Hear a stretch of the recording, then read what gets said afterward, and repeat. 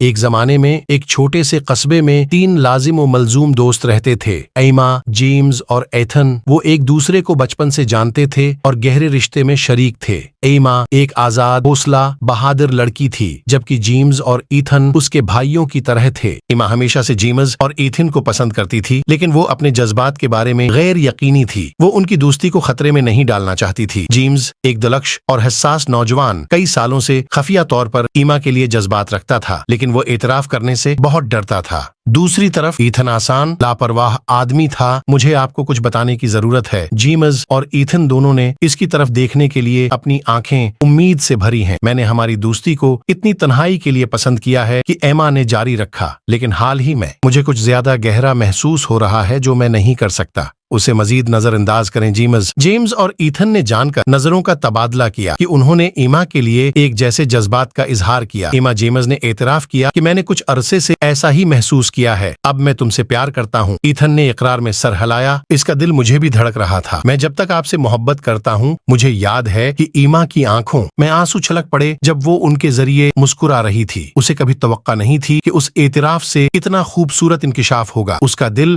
James دونوں کے لیے اس کی محبت کے درمیان پھٹ گیا تھا، اور ایتھن تینوں دوستوں کے درمیان دراڑ پیدا کرنے کے بجائے اس اعتراف نے ان کے رشتے کو مزید گہرا کر دیا۔ انہوں نے ایک دوسرے کے لیے اپنے جذبات کو دریافت کرنے کا فیصلہ کیا اور ایک انوکھی محبت کی کہانی کا آغاز کیا۔ ایتھن کا وقت گزرنے کے ساتھ انہوں نے اپنے منفرد رشتے کی پیچیدگیوں کو نیویگیٹ کرنا سیکھا، جس میں انہوں نے محبت کا اشتراک کیا اور اپنی پائیدار دوستی کو پسند کیا۔ ایک لڑکی اور 2 لڑکوں کی کہانی جنہوں نے دریافت کیا کہ محبت اتنی ہی کثیر جہتی اور خوبصورت ہو سکتی ہے۔